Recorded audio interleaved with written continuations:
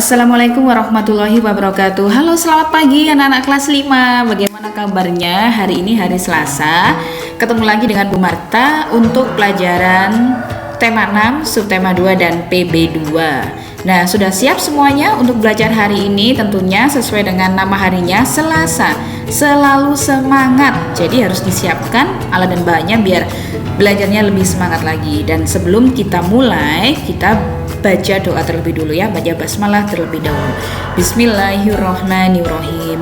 Nah, hari ini Bu Marta akan menjelaskan tentang muatan bahasa Indonesia untuk membuat kesimpulan isi teks media cetak, kemudian menjelaskan tentang muatan IPA untuk membuat laporan pengamatan, dan menjelaskan tentang SPDB untuk pola lantai. Kita mulai ya anak-anak ya. Nah, yang pertama adalah kita belajar tentang membuat kesimpulan isi teks media cetak. Jadi media cetak itu bisa kalian peroleh informasinya dari koran atau dari web online ya, portal online yang sekarang mudah diakses di HP kalian, atau juga bisa dari majalah, tabloid ya. Nah, tugasnya anak-anak hari ini adalah nanti membuat kesimpulan, tapi sebelumnya akan saya jelaskan terlebih dahulu. Jadi langkahnya sama untuk membuat kesimpulan itu, caranya adalah mengambil intisari dari informasi teks berdasarkan apa yang telah diuraikan melalui poin-poin atau peta konsep. Nah, selain itu juga anak-anak perlu memperhatikan pemilihan kata dan ejaan yang kamu gunakan saat membuat kesimpulan. Nah, contohnya seperti ini anak-anak. Di sini saya mengambil contoh informasi media cetak dari suarasurabaya.net.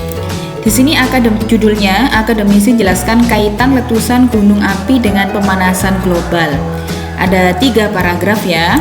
Nah, kita baca terlebih dahulu. Dr. Eng Mirsan Abdurrahman, vulkanolog Fakultas Ilmu dan Teknologi Kebumian ITB, menjelaskan kaitan antara letusan gunung api dengan pemanasan global atau global warming. Letusan gunung api ini dapat menyebabkan terjadi pemanasan global. Di paragraf kedua, pemanasan global disebabkan karena pada saat gunung api meletus, tidak hanya abu vulkanik yang dikeluarkan, tetapi juga kadang-kadang mengeluarkan gas, yaitu CO2 dan SO2. Nah, di paragraf yang ketiga, Mirsa menuturkan letusan gunung api di Indonesia bisa mempengaruhi pemanasan global ketika gunung-gunung api itu meletus bersamaan dan mengeluarkan gas CO2 secara signifikan. Dan di awal tahun 2021 ini, sejumlah gunung api yang ada di Indonesia mengalami kenaikan aktivitas vulkanik. Misalnya, Gunung Merapi, Gunung Semeru, dan Gunung Sinabung. Nah, di paragraf 3 ini langkah pertama adalah sama, yaitu anak-anak mencari intisari ya, atau pokoknya apa di paragraf pertama ini ya. Jadi kalau di paragraf pertama itu intinya adalah, nah, letusan gunung api dapat menyebabkan pemanasan global. Ini inti dari paragraf pertama. Sedangkan di paragraf yang kedua, nah, pemanasan itu disebabkan karena pada saat gunung meletus tidak hanya abu vulkanik yang dikeluarkan, tetapi juga mengeluarkan gas CO2. Jadi inti yang paragraf kedua adalah mengeluarkan gas CO2 dan SO2. Sedangkan di paragraf yang ketiga intinya adalah letusan gunung api di Indonesia bisa mempengaruhi pemanasan global ketika gunung api itu meletus secara bersamaan dan mengeluarkan gas CO2 secara signifikan. Nah, setelah kita menentukan intisarinya tadi, pokok pikirannya, kita membuat peta pikiran. Nah, seperti ini ya peta pikirannya. Pertama adalah judulnya. Yang kedua, di paragraf 1 ini peta pikirannya apa? Letusan gunung api dapat menyebabkan terjadi pemanasan global. Jadi isinya apa sih? Ya, inti dari paragraf 1. Sedangkan di paragraf 2, intinya pemanasan global disebabkan gas CO2 dan SO2. Di paragraf 3, letusan gunung api di Indonesia bisa mempengaruhi pemanasan global ketika gunung-gunung itu meletus bersamaan. Nah, ini kan dibuat dalam peta pikiran. Jadi peta pikiran itu bentuknya seperti ini ya.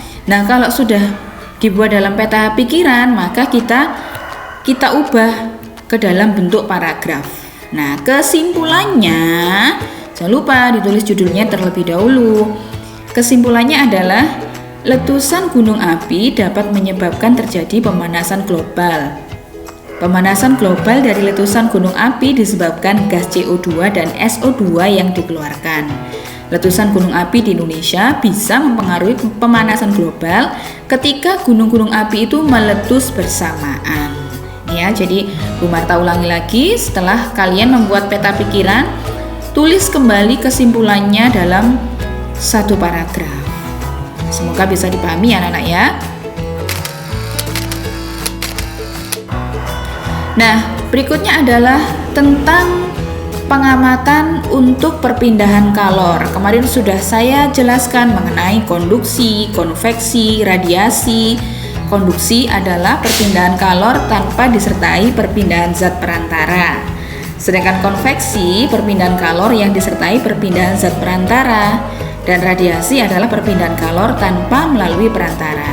Nah, kemarin kalian juga sudah mengumpulkan tugas pengamatan ya berupa foto. Nah, untuk menuliskan pengamatan itu juga ada cara-caranya. Seperti ini ya contohnya. Pertama itu judulnya.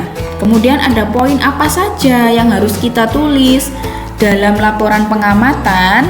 Kalau di buku anak-anak itu silakan buka LKS halaman 50.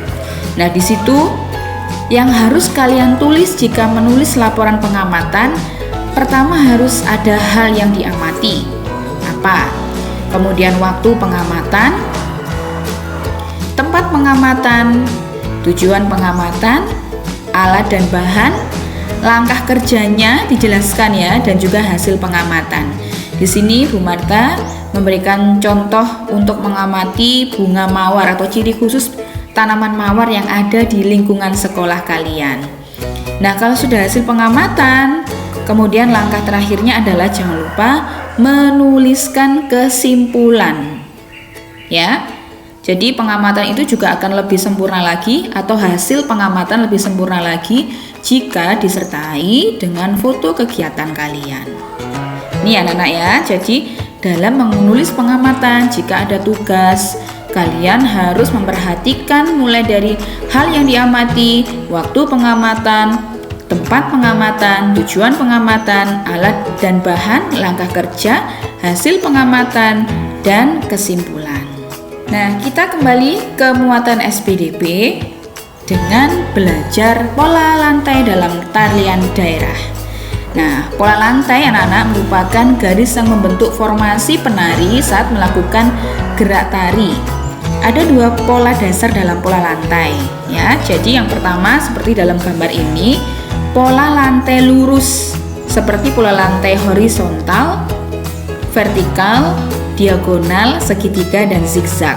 Nah, kalau dalam contoh di sini itu ada tari topeng dari Jawa Timur yang menggunakan pola lantai vertikal saat menari. Nah, di buku kalian bisa kalian buka halaman 50 dan 51. Kemudian ini salah satu contoh tarian tradisional dari Bali ya, tari pendet ini menggunakan pola lantai diagonal saat menari.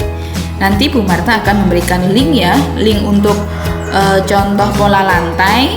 Jadi kalian tinggal klik saja link-link yang saya berikan, bentuk-bentuk atau model-model pola lantai untuk membantu anak-anak mengerjakan LKS halaman 51. Cukup sekian penjelasan dari Ibu Marta. Jika ada yang kurang paham, kalian bisa langsung WA saya ya. Dan pesannya Bu Marta adalah tetap semangat dalam belajar. Bu Marta tunggu untuk tugas kalian ya. Dikumpulkan via WA dan tugasnya adalah mengerjakan LKS halaman 51 sampai 52. Semangat dalam belajar, tetap jaga kesehatan. Wassalamualaikum warahmatullahi wabarakatuh.